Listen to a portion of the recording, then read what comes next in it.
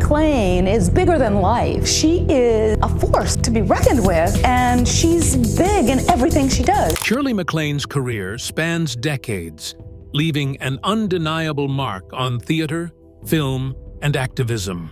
She built a legacy that few can match, but some of her choices came at a cost, especially for those closest to her. Her daughter, in particular, felt the weight of MacLaine's career-driven lifestyle and material pursuits. It is why what they found in Shirley MacLaine's estate will leave you in shock. A Star is Born.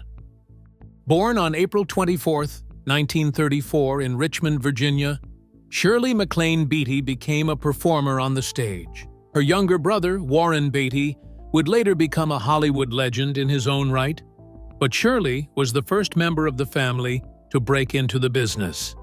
She started training as a dancer because she wanted to get into ballet. However, fate directed her towards the world of showbiz and acting. MacLaine's unexpected big break came while working as an understudy in the Broadway production of The Pajama Game in the early 1950s. When lead actress Carol Haney suffered an injury, MacLaine offered to step in. Her performance caught the attention of Hollywood producer Hal B. Wallace, who immediately signed her with Paramount Pictures. This marked the start of her Hollywood career. Soon enough, MacLaine established herself as a hot property in Hollywood.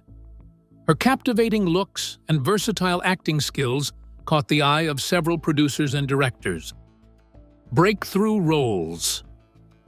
MacLaine started her film career in 1955 by appearing in The Trouble with Harry, a dark comedy directed by Alfred Hitchcock. One of the greatest directorial names in the history of Hollywood. Despite not fitting a typical Hollywood entry role, MacLaine brought so much charm to her character that it made her stand out. Box office success did not materialize in these films, but they helped MacLaine announce to Hollywood that she was here to stay. Two significant achievements marked the height of her career when she starred in Artists and Models in the 1950s, followed by the successful adaptation of Jules Verne's Around the World in 80 Days in the 1960s. The movies displayed her talents for comedy, while having her share scenes with leading Hollywood actors. In 1958, the movie Some Came Running earned Shirley MacLaine permanent status as an actress fit for drama roles. Through her performance in Some Came Running, MacLaine portrayed Ginny Moorhead as defenseless and sturdy while sharing the screen with Frank Sinatra and Dean Martin. MacLaine received her initial nomination for Best Actress from the Academy when she accepted the role for Some Came Running. MacLaine managed to perform between dramatic and comedic roles during the late 1950s and early 1960s. The Apartment became a landmark when Billy Wilder directed MacLaine to portray Fran Kubelik, an elevator operator torn between love in this passionate dramatic story, which won substantial praise with multiple Academy Awards, including Best Picture, and earned MacLaine another nomination for an Oscar, establishing her status in Hollywood. Hollywood recognized Shirley MacLaine as a dependable and bankable performer as she approached 1963.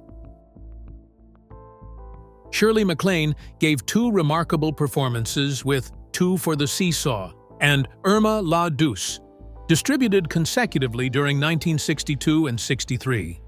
She collaborated again with Jack Lemmon from their The Apartment work for Irma La Douce. Her popularity on the big screen grew, but never made MacLaine give in to traditional industry standards. She aggressively expressed her views about gender inequality in movies and regularly disagreed with leading figures in the entertainment world. During the 60s, she chose roles that tested her abilities because she refused to become a yes woman in a male-dominated industry. The film choices MacLaine made between the late 1960s and early 1970s shot her to stardom. She took a lead role in the satirical comedy Sweet Charity under the direction of Bob Fosse. The unsuccessful box office performance of the film did little to overshadow MacLaine's brilliant execution of her role. Continued success. During the 70s, MacLaine experienced transitional years between her established roles by expanding her acting abilities. She followed her acting pursuits by entering politics and spirituality as she continued her career. The subjects she would eventually become famous for publicly. Shirley MacLaine, a prominent liberal activist who campaigned for figures like George McGovern and Jimmy Carter, held an unexpected fondness for Republican President Ronald Reagan.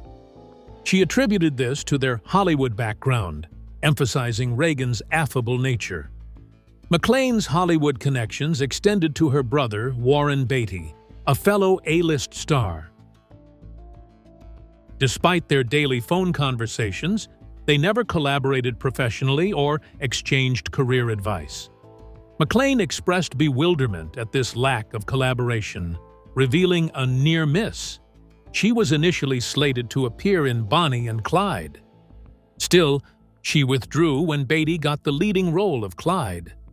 This decision, she implied, stemmed from reasons easily understood, hinting at a potential personal or professional conflict that prevented their on-screen partnership. During the 1980s, her spectacular return to Hollywood was marked by several exceptional performances. Peter Sellers collaborated with MacLaine in Being There, and her role, which combined comedy and drama, was brilliantly received. The 1983 film Terms of Endearment brought MacLaine her most celebrated acting performance. Through her portrayal of Aurora Greenway in Terms of Endearment, MacLaine won Best Actress at the Academy Awards, while receiving numerous nominations for prior roles. The story of this film is incredibly contrasting to MacLaine's own life story. In the film, she portrays the role of a mother establishing a relationship with her daughter over the course of 30 years. When she received the Oscar for her performance, her winning remarks began with, "I deserve this," during her acceptance performance. The way MacLaine expressed this statement turned it into a historic Oscar acceptance speech. During the 1980s and 1990s, MacLaine maintained success with the release of her films Steel Magnolias, Postcards from the Edge, and Guarding Tess. MacLaine displays her talent for making characters feel genuine to the audience through every single performance. Audience members experienced more than entertainment since MacLaine's characters convinced viewers to feel an automatic connection in every role she portrayed. By now, it was pretty much known that MacLaine could portray any kind of character, ranging from strong-willed to emotional ones. She really had all the skills in her bag, and her Academy Award victory was simply Hollywood's stamp of approval on MacLaine's performances. Even though MacLaine herself has told the public to not call her a legend, it is hard not to when you lay your eyes on such a decorated career. MacLaine's political and controversial stances. MacLaine established herself as someone who maintains both strength and is vocal, while occasionally clashing with celebrities and politicians. She defied conventional Hollywood behavior by constantly drawing public attention through her outspoken discussions about the entertainment sector's weaknesses and pretentious attitudes. MacLaine had her most notorious dispute with Being There director Hal Ashby during her career after her starring role alongside Peter Sellers in the film. Public reception of the film was mostly positive, yet it was believed MacLaine and Ashby struggled to get along while working together on set. After working with him, MacLaine expressed her disappointment with Ashby's directorial approach and characters because she felt he lacked proper involvement with actors. Vocally expressing herself brought advantages and disadvantages alike. She advocated for people whose voices remained unnoticed throughout this industry. She also established herself as a source of hope for numerous people, because she constantly spoke out about things others preferred to ignore. Through her political expressions, MacLaine has raised numerous controversies outside of her work in Hollywood. She shares several controversial opinions about world leaders and political issues, sometimes creating adverse reactions from others. Her fascination with Chinese cultural heritage led to criticism due to perceived enthusiastic praise of Mao Zedong policies despite obvious leadership faults. MacLaine's views on reincarnation, past lives, and metaphysics have raised many eyebrows around her.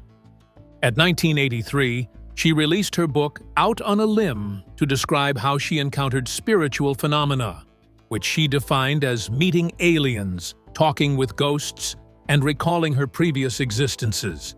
Although praised by some readers for exploring deep matters about existence, the book became a popular bestseller, yet many dismissed its main content as bogus.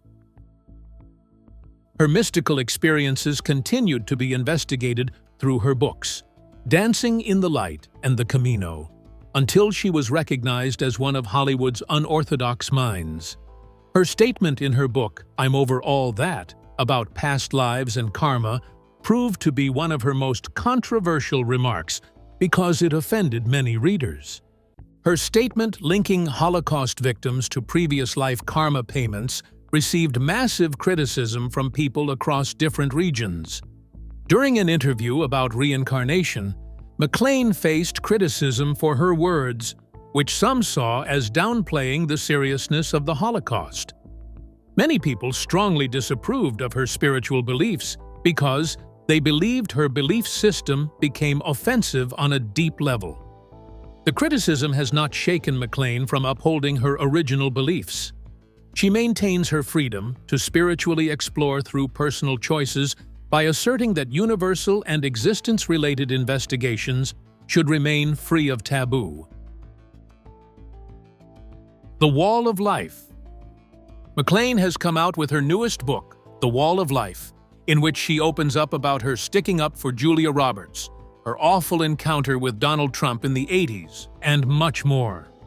The book's title refers to a wall of MacLaine's Malibu home covered with pictures of her friends and family and the roughly 70 years she spent on stage. She says that her inspiration to write this memoir came immediately. She was staring at the pictures on her wall, and the past came, visiting her like an old friend. So immediately, an idea came into her. Why don't I go through all the photographs and take the time to talk about all these people I've met and who they are and what they meant to me? MacLaine also speaks about Kubrick, who used to invite her to have extravagant lunches with her. She estimates she might have gained about 20 pounds from these lunches alone. MacLaine then praises Kubrick's humor, which could help break down barriers between whoever he tries to talk to. Being comfortable with Kubrick so early on in her career was something she didn't expect. MacLaine says she didn't know how lucky she was then. But while Kubrick comforted her and brought about a seamless entry into Hollywood, she also saw the dark side of Hollywood. It was the very person who launched MacLaine's career to stardom that treated her the worst. Hal B. Wallace, the superstar producer, greeted MacLaine with a kiss on the mouth and proceeded to get overly intimate with her. MacLaine spat in his face without any hesitation. After explaining this incident, MacLaine highlights in her book that Hollywood can be a pretty dark place, and if you can't speak up for yourself, it will be a bumpy ride. Regarding this incident, MacLaine says that she was shocked because he could have fired her, but he didn't. When asked about Trump regarding her book, MacLaine tells the interviewer, "Did you hear me shriek?" After that, she finally says, "Yuck." That tells you all you need to know about this meeting. MacLaine originally went to look at an apartment in one of his buildings, and she recalls this particular meeting by saying that she could see that in his head, Trump was undressing himself as well as her, and that got her to act fast and get out of there as soon as she could. MacLaine includes her instances involving Billy Wilder, Jimmy Carter, and Peter Sellers in a book equal to a memoir and photo album.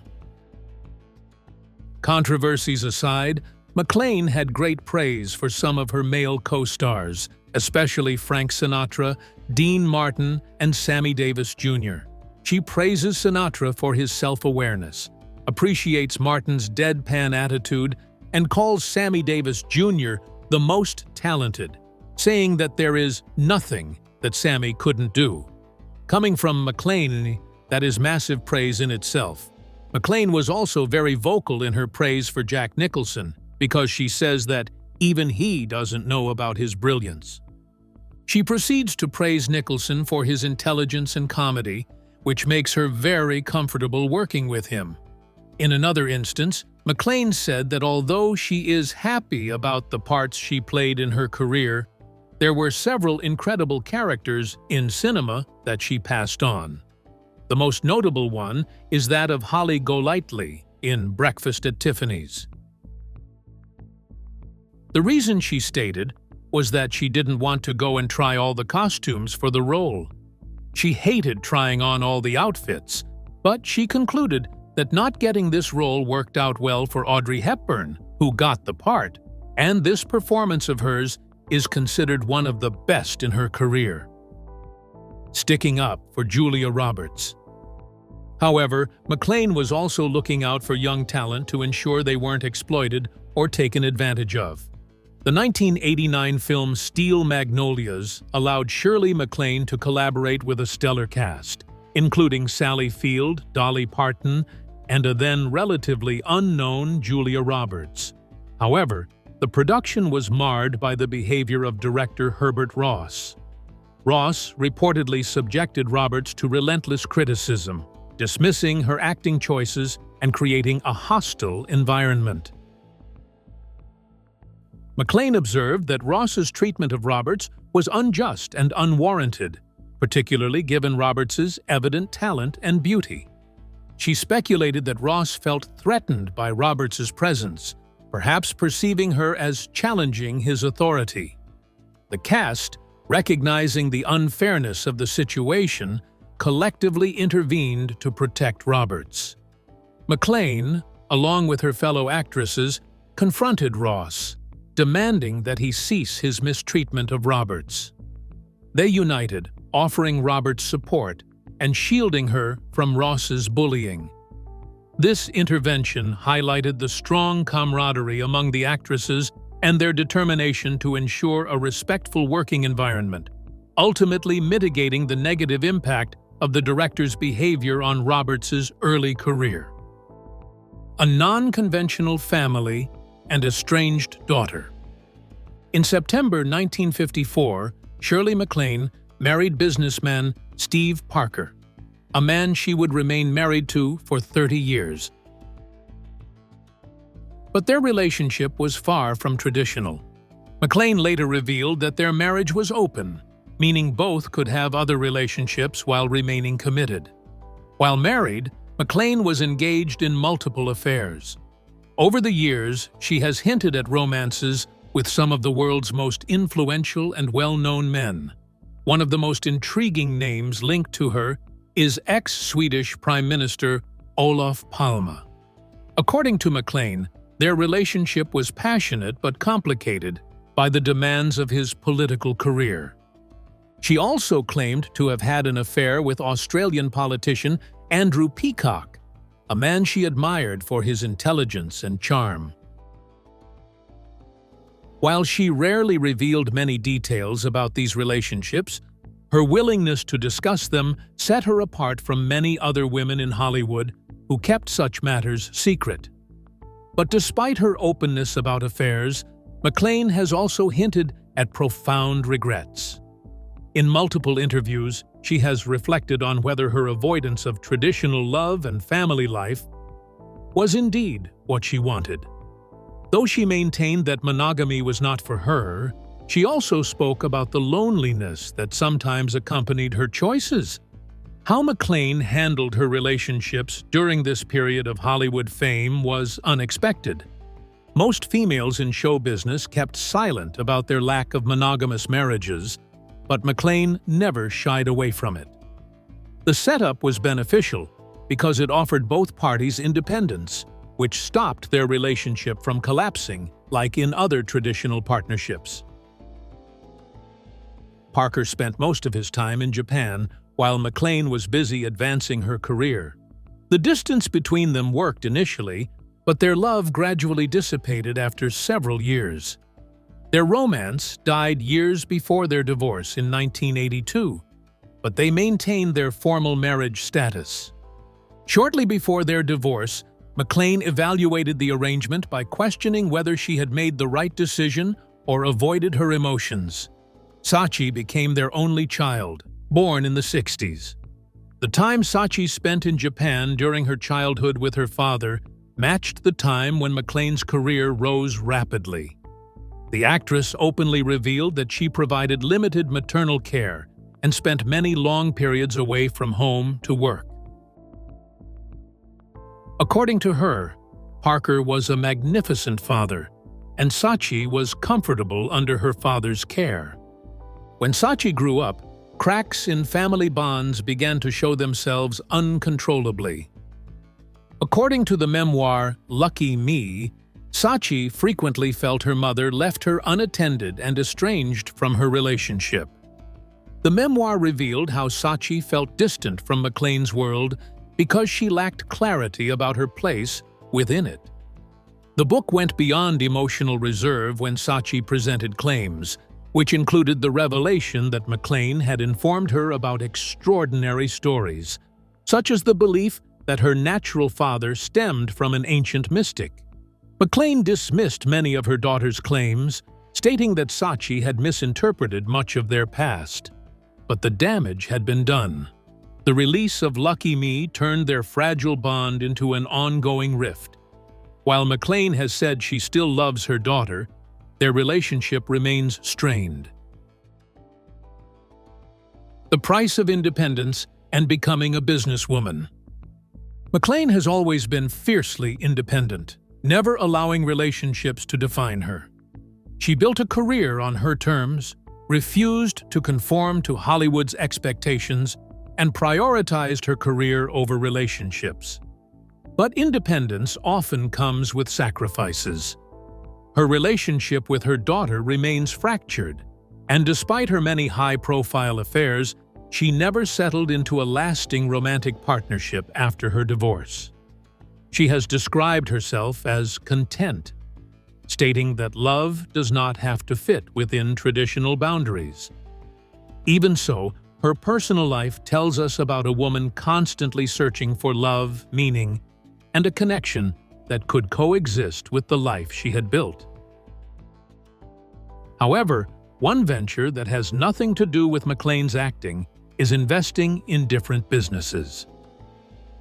MacLaine has most notably invested much of her money in real estate. Unlike many celebrities who buy lavish properties in Los Angeles or New York, MacLaine opted for calm and serene locations. Her most well-known property is a ranch in Abiquiu, New Mexico. This vast estate, which spans thousands of acres, has served as a personal retreat and a reflection of her deep spiritual interests. Last year, she sold this property for a massive price tag. MacLaine has spoken about the ranch being a place of energy, healing, and reflection. She has hosted spiritual retreats there and even written about her experiences, claiming that the land holds a special cosmic significance. While some of her claims have been met with doubts, there is no question that the property itself has been a wise investment. As interest in New Mexico real estate has grown, land in the region has appreciated, making it a financially beneficial asset beyond its value to MacLaine. She has also invested in other properties over the years, maintaining privacy about her real estate dealings. Unlike some Hollywood stars who constantly buy and sell homes, MacLaine has held on to key properties, suggesting a long-term investment strategy rather than a desire for quick profits. Was this estate in Mexico money well spent?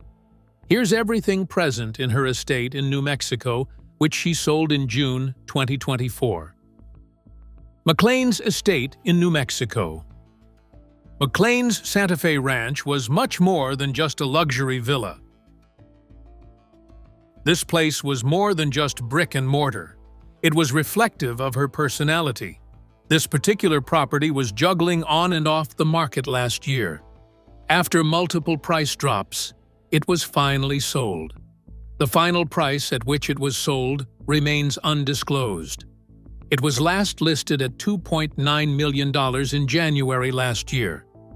Whether this is the case or not, the price at which it was sold is still unknown. This ranch was built in 1998 and was situated on 6,600 square-foot residences on nearly 5 acres of mountain land. This estate was built in Pueblo style, bringing together traditional Santa Fe architecture elements with earthy, rounded corners and rustic wooden accents. The estate's natural beauty was made even better with large windows, patios, and balconies. The breathtaking views that you see standing within this ranch are like no other.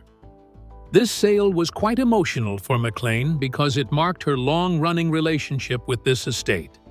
It was a place where she used to come to, away from the fast-paced Hollywood life.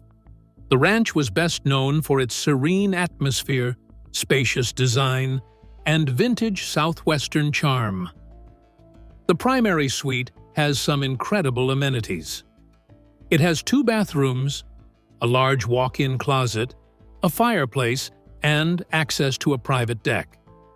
It's a space built primarily for relaxation, offering privacy and comfort. Plaster walls, wood lintels above windows and doors, and Kiva fireplaces created a timeless aesthetic, while flooring ranged from wood to tile to flagstone, adding texture and warmth. The craftsmanship highlighted the region's artistry, with arched passageways and wooden beams adding to the home's character.